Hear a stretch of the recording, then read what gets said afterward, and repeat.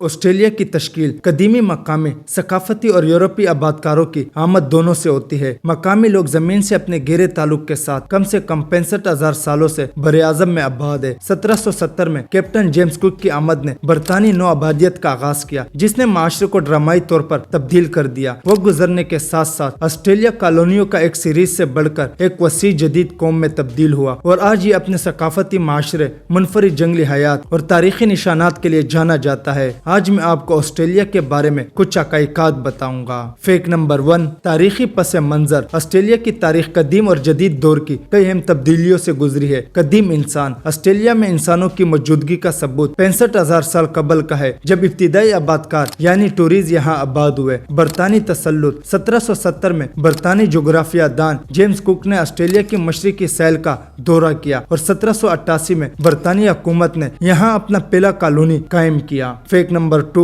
ثقافت اور زبان۔ آسٹریلیا کی ثقافت عالمی سطح پر مکسچر ہے، جو برطانوی اور دیگر مختلف قوموں کی ثقافتوں کا امتزاج ہے۔ زبان۔ آسٹریلیا کی سرکاری زبان انگریزی ہے، لیکن یہاں مختلف نسلوں کے افراد کی وجہ سے مختلف زبانیں بولی جاتی ہے، جیسے کہ یونانی، چینی اور عربی۔ کھیل۔ آسٹریلیا میں کرکٹ، رگبی اور فٹ بال جیسے کھیل بہت مقبول ہے۔ کرکٹ کی ٹیم دنیا کی بہترین ٹیموں میں شمار کی جاتی ہے۔ فیکٹ نمبر 3، معیشت۔ آسٹریلیا کی معیشت دنیا کی مضبوط ترین معیشتوں میں شمار ہوتی ہے۔ قدرتی وسائل۔ آسٹریلیا کے پاس بہت سے قدرتی وسائل ہیں، جیسے کہ کوئلہ، گیس، سونا۔ ان کا استعمال ملک کی معیشت میں اہم کردار ادا کرتا ہے۔ زرعی پیداوار۔ ملک میں گندم، کپاس، چینی، گنے اور مویشیوں کی پیداوار بھی ہوتی ہے، جو عالمی سطح پر برآمد کی جاتی ہے۔ خدمت اور ٹیکنالوجی۔ معیشت کا ایک بڑا حصہ خدمت کے شعبے سے آتا ہے، جیسے کہ صحت، تعلیم اور مالی خدمات۔ فیکٹ نمبر 4، تعلیم اور تحقیق۔ آسٹریلیا میں تعلیم کا معیار عالمی سطح پر تسلیم شدہ ہے۔ یہاں کی یونیورسٹیاں اور تعلیمی ادارے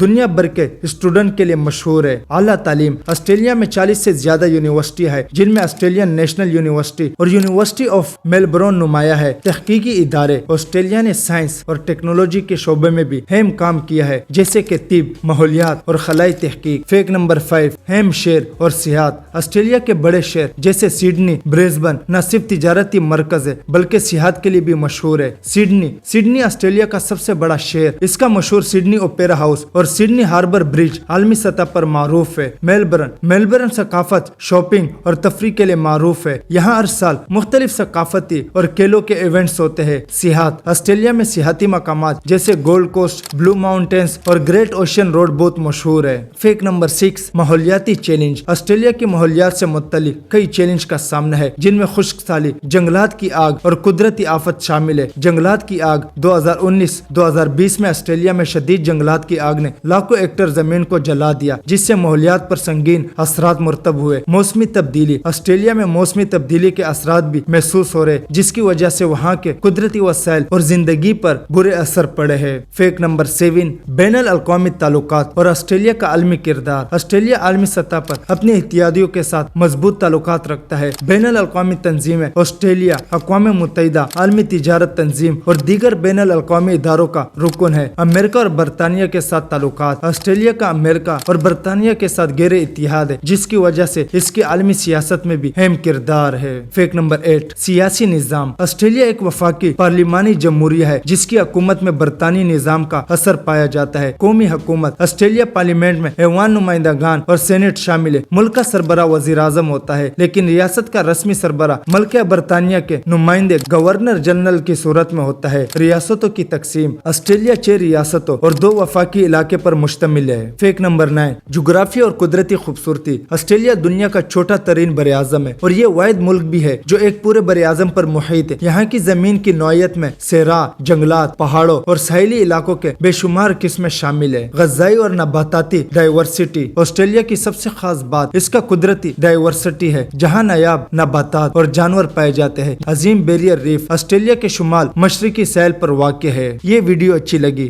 تو لائک کرے اور سبسکرائب کرے۔ Thank you.